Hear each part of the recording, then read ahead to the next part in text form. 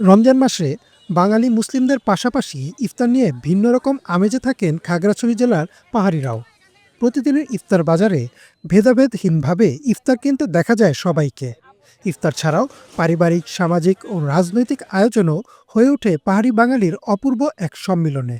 এ যেন সমতলের চেয়ে ভিন্ন এক অসাম্প্রদায়িক সহাবস্থান। ইফতারের দাম গত বছরের চেয়ে কম হওয়ায় খুশি বিক্রেতা ও ক্রেতা উভয়ই। আলুর চপ দিলাম আর কি, বুট দিলাম, ডাল বড়া দিলাম, ইফতারের যা যা লাগে আর কি, মুড়ি দিয়ে এটা মিক্স করে খাবো আর কি। সময়ের জন্য অপেক্ষা করি, ইফতারের জন্য তারাও আমাদের মতো অপেক্ষা করে এবং ইফতারি ক্রয় করে নিয়ে যায়। বাংলাদেশ হলো সম্প্রীতির দেশ, এখানে বিভিন্ন ধর্মের মানুষ বসবাস করে। তো বিশেষ করে আমাদের এই পার্বত্য অঞ্চলে আমাদের উপজাতি ভাইয়েরা ইফতারের সময় হলে, রোজার সময় হলে যেটা দেখা যায় যে তারাও আমাদের এই ইফতারের বিভিন্ন সামগ্রীগুলো কিনে নিয়ে যায়। এবার বাজার দর অনুসারে দাম কিছুটা কমই আছে, সেক্ষেত্রে তেলেরটা একটু বাড়তি আছে, কিন্তু আমরা যদি কাঁচামাল মানে সবজির কথা বলি সেক্ষেত্রে কম আছে।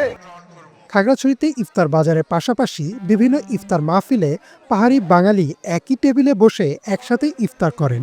ইফতারে এমন চিত্রকে সামাজিক নেতৃবৃন্দ দেখছেন সম্প্রীতির এক অনন্য দৃষ্টান্ত হিসেবে। এই ইফতার মাহফিলও বৈচিত্র্যময়। এখানে শুধু মুসলিমরা নয়, এখানে চাকমা, ত্রিপুরা, মারমা, তঞ্চাঙ্গা, এই ধরনের সাঁওতাল সহ হিন্দু সম্প্রদায়ের লোকজন, তারা মুসলমানদের সাথে ঐক্যবদ্ধভাবে একত্রতা প্রকাশ করে তারা একসাথে ইফতারি করে। বাজার হাট ওখানে দেখা যায় হচ্ছে পাহাড়ি বাঙালি উভয় সম্প্রদায় কিন্তু ইফতার কিনছে এবং অনেক ক্ষেত্রে দেখা যায় যে একই টেবিলে একই ইফতার পার্টিতে অংশগ্রহণ করছে এবং পারস্পরিক যে সৌহার্দ্য সম্পর্ক বজায় রেখে চলেছে। আমরা এখানে দেখতে পাই শুধু ইসলাম ধর্মপ্রাণ মুসলমানরাই না, এখানে সব জাতিগোষ্ঠী, বিশেষ করে উপজাতীয় এবং বাঙালি হিন্দু যারা আছেন, বড়ুয়া যারা আছেন, তারাও মূলত এখানে অংশগ্রহণ করেন। পাহাড়ি বাঙালির সম্প্রীতির বন্ধন আরও সুদৃঢ় করতে মাসব্যাপী ইফতারের আয়োজন করা হয়েছে বলে জানিয়েছেন খাগড়াছড়ি জেলা বিএনপির সভাপতি ওয়াদুদ ভূঁইয়া। প্রত্যেকটি গ্রামে গঞ্জে আমরা বিএনপির পক্ষ থেকে ইফতার মাহফিল, ইফতার পার্টি করছি।